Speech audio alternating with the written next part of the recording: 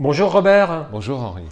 Robert Arnoux, artiste fou. Non, on va pas commencer comme ça. Artiste, ici résident à Terre d'Accord, à la Chapelle-sur-Dun.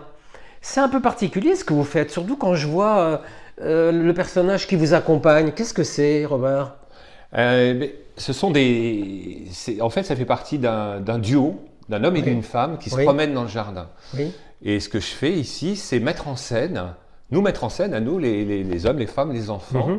au travers de notre existence, c'est-à-dire depuis notre naissance jusqu'à la fin de notre parcours sur Terre.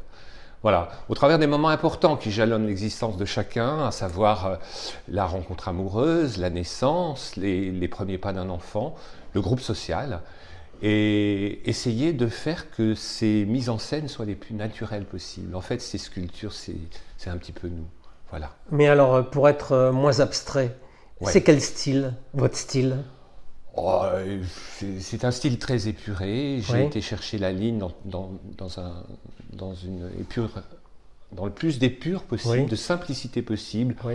Si on se réfère à des grands maîtres du passé, c'est vrai que je suis dans l'esprit un peu de Brancusi, des sculpteurs, voilà, de cette recherche-là, Oui. de la forme et à la fois de la présence. Sinon, elles sont en quoi comme matériaux?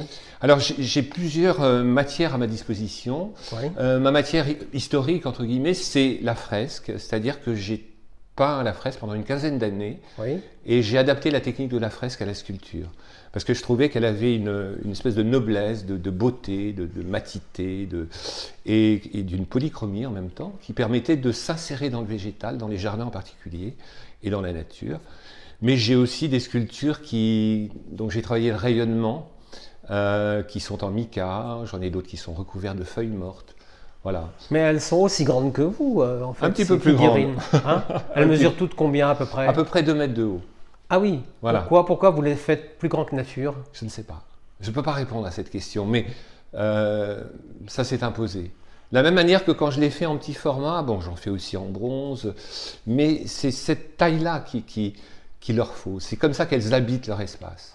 Vous en faites depuis longtemps des figurines comme ça? Est-ce qu'on peut dire que c'est des figurines? Oh, figurines, non, des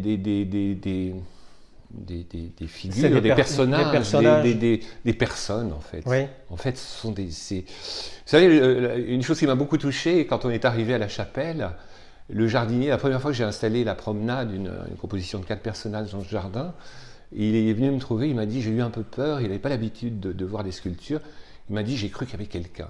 Ben oui. Et en fait, c'est le but, c'est de mettre la vie finalement, vous voyez que parce qu'avec ce type de forme, on peut très vite aller vers la forme, la beauté de la forme pour la forme. Et ça n'est pas suffisant. Ce qui est le plus important, en sculpture, c'est de dire la vie finalement. Et je crois que c'est une préoccupation de beaucoup d'artistes. Oui. Alors, à part de les exposer dans votre jardin où il y en a plusieurs groupes, Oui. vous êtes exposé où, Robert? Mais écoutez, moi, j'ai une histoire un peu singulière dans la mesure où mon parcours, alors j'ai des galeristes, mais mon parcours est beaucoup passé justement par la nature et surtout par les jardins. Mhm. C'est-à-dire, j'ai eu la chance d'exposer dans très très beaux jardins. Comme? Écoutez, comme le parc de Bagatelle à Paris, Oui. le château de Saint-Jean-de-Borgard, le château d'Auvers, les jardins d'Annevoie en Belgique, les jardins de Séricourt, et des jardins extrêmement différents, des jardins contemporains, des jardins plus classiques. Et ça a été vraiment un parcours qui m'a permis de nourrir mon art, de rencontrer de très beaux paysagistes, de collaborer avec eux.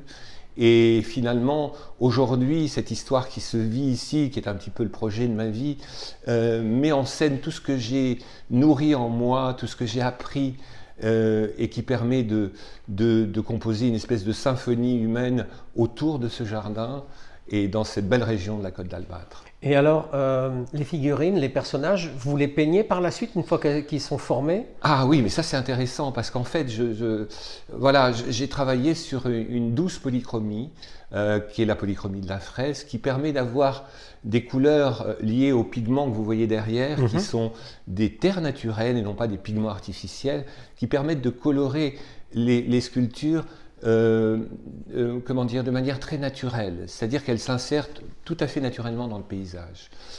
Voilà, il n'y a pas de pigments chimiques. Et Alors, vous en avez fait combien en tout depuis que vous êtes mis sur ce thème? Il y en a combien en tout qui existent? Je ne sais pas compter, mais dans le parc actuellement, alors il y a des compositions assez importantes de plusieurs personnages, mais actuellement il doit y avoir une cinquantaine de personnages.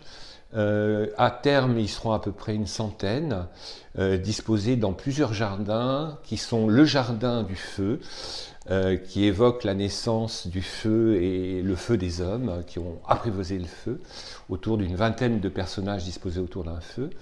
Ensuite, autour d'un plan d'eau, le jardin de l'eau, qui est un jardin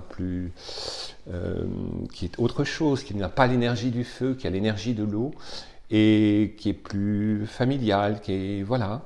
Et enfin, un jardin qui est en cours d'élaboration, de construction, qui s'appelle le jardin du ciel à la terre, et qui est un jardin, alors là, plus symbolique, plus spirituel, qui est tourné à la fois vers le monde céleste et aussi peut-être vers le monde. Oh là là, que de poésie. Mais elles ont des petits noms Elles ont des noms, oui, bien sûr, des noms. Alors, c'est toujours difficile de trouver un nom, Henri, parce que, en fait, on a envie que l'œuvre soit une surface de projection pour le plus grand nombre.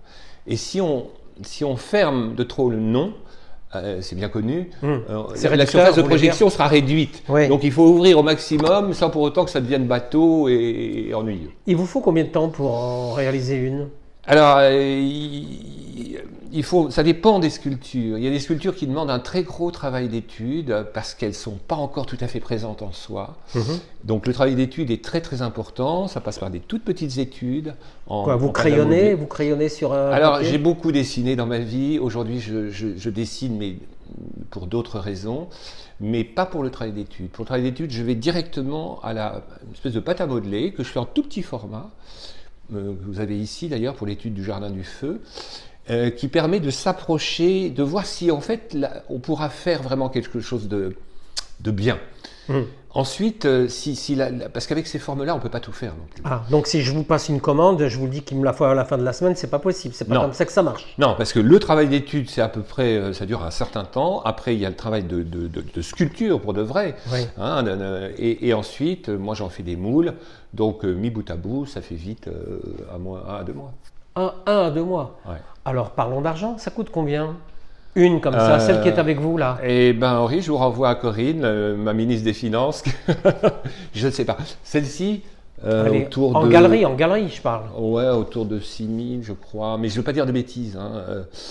6 000 à 7 000 euros je crois, pièce. Bon. Et si on va dans votre jardin, on peut en voir peut-être des moins chères, des plus petites? Oui, alors en ce qui concerne les statues de grand format, oui. J'ai fait 2 formats.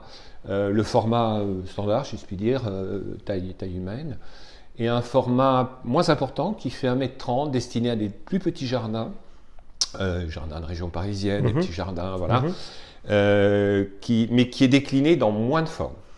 Et pourquoi avoir décidé de faire de votre jardin un espace vivant? Qu'est-ce que vous avez voulu dire, Robert? Mais parce que le jardin est un espace vivant, oui. et que c'est rajouter de la vie à la vie, c'est rajouter une force d'expression, et c'est surtout dire une communauté humaine dont je me plais à penser qu'elle dit quelque chose au monde, c'est-à-dire quelque chose d'une humanité qui serait un peu plus apaisée que la nôtre, qui est en devenir, mais montrer des hommes, des femmes et des enfants qui vivent ensemble, en harmonie, et qui sont dans leur élément naturel, la nature qu'on a un petit peu oublié ces dernières années, et qui vivent avec elle, qui la respectent, qui l'aiment, et elle le rend bien. Et on peut aller avec vous dans le jardin, si vous voulez bien nous les présenter, s'il vous plaît? Ah, mais bien sûr, Henri, on y va, on y va tout de suite. Merci Robert.